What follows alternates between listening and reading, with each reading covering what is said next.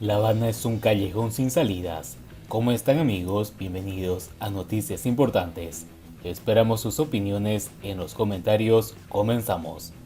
El esplendor de La Habana quedó en el pasado. Sospecho de hipocresía, de manipulación, más que de ceguera y chauvinismo en esas narrativas entusiastas que, de tan divorciadas de la dura realidad que significa habitar y sobrevivir en esta urbe, nos intentan pasar gato por liebre.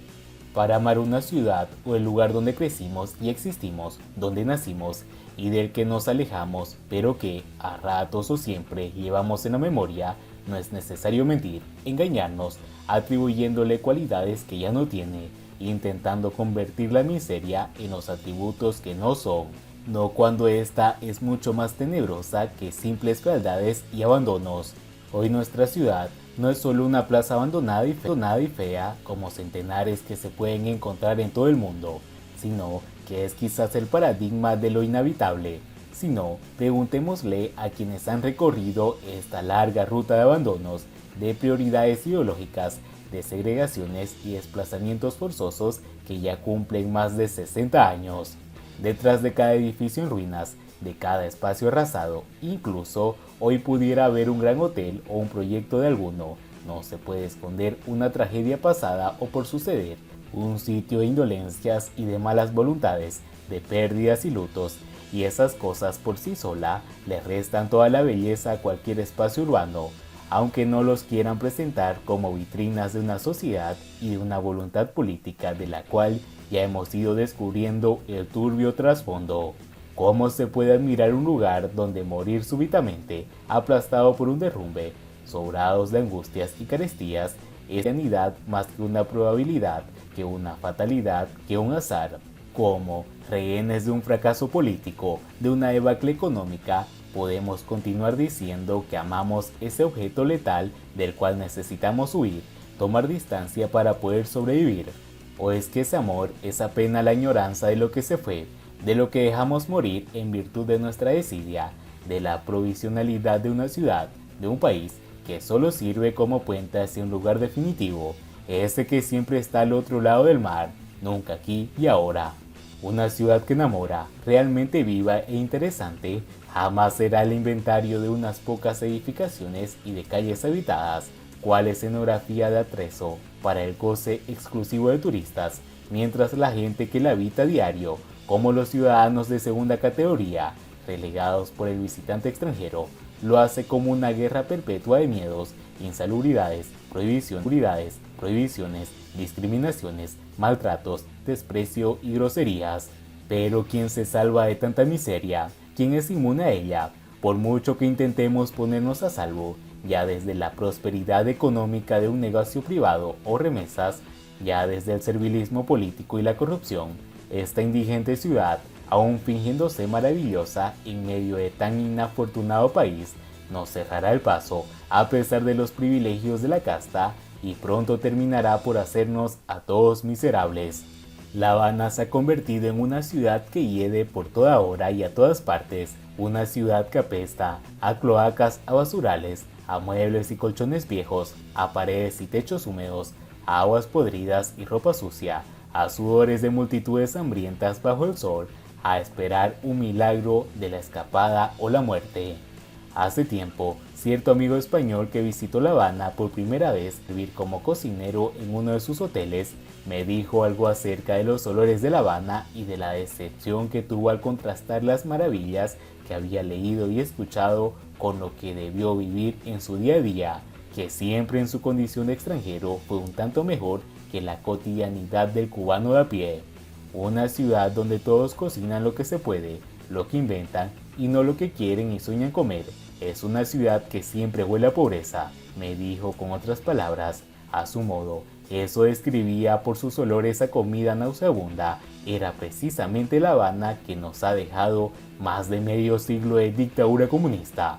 Una ciudad sin pan en la mesa, sin golosinas en los bolsillos de los niños, y tan solo esas dos grandes ausencias convierten una ciudad aburrida, triste, apagada, moribunda, a pesar de que en las postales para el turismo los editores insistan en retocarla para hacerla ver como lo se ve, ni siquiera en los días soleados de verano. En unos días, el próximo 16 de noviembre, La Habana cumplirá 503 años de fundación, lo que significa un poquito más de medio milenio de existencia.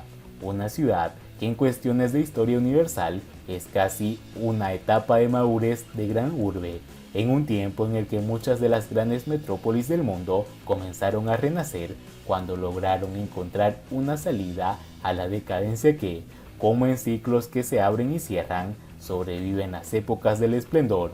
Pero hoy La Habana, como la isla en pleno, de una punta a otra, es un callejón oscuro, maloliente y sin salidas, como esta dictadura fracasada.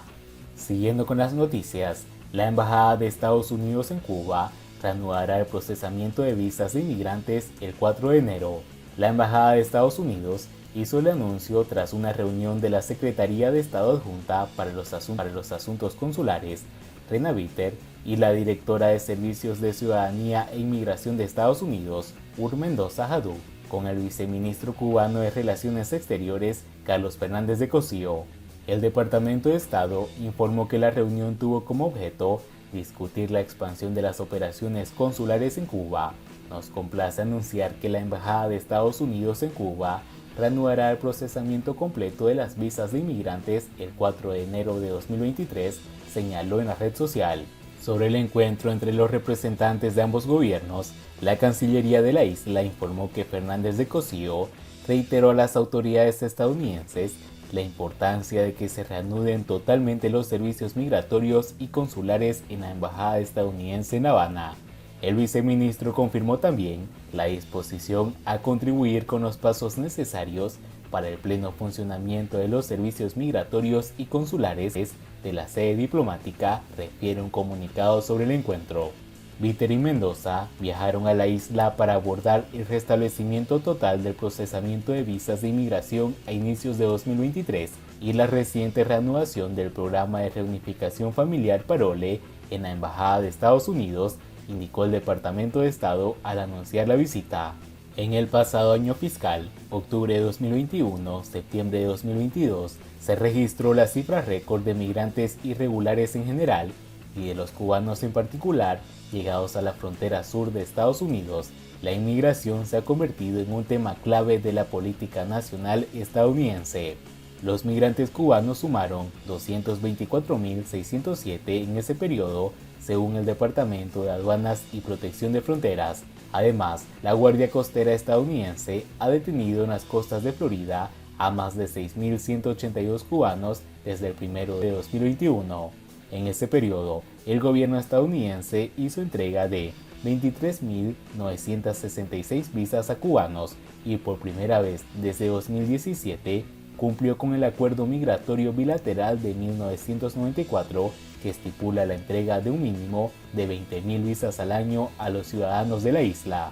El gobierno cubano culpa a Washington de la inmigración irregular de ciudadanos cubanos, tanto por no cumplir con un acuerdo bilateral como por la vigencia de la Ley de Ajuste Cubano de 1966, que le permite a los cubanos solicitar la residencia permanente en Estados Unidos al año y un día de permanecer en ese país.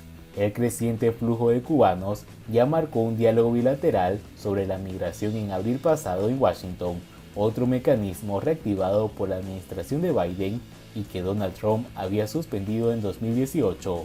El gobierno de Estados Unidos ha tomado varias medidas en los últimos meses para avanzar en la normalización de las cuestiones migratorias, como el incremento paulatino de los servicios consulares en la isla y el restablecimiento de un programa de reunificación familiar suspendido desde 2017. Cuba atraviesa una grave crisis económica que ha desembocado en un fuerte desabastecimiento de productos básicos, apagones diarios, una espiral inflacionista y una creciente dolarización, lo que ha llevado a muchos cubanos a irse del país. Esta Cuba cárcel. Y bien amigos, así vamos terminando las noticias importantes del día de hoy. Por favor, nos ayudarían mucho compartiendo las noticias y así poder informar a muchas más personas de la verdadera realidad en Cuba. Patria y vida mis hermanos, nos vemos en el siguiente informe.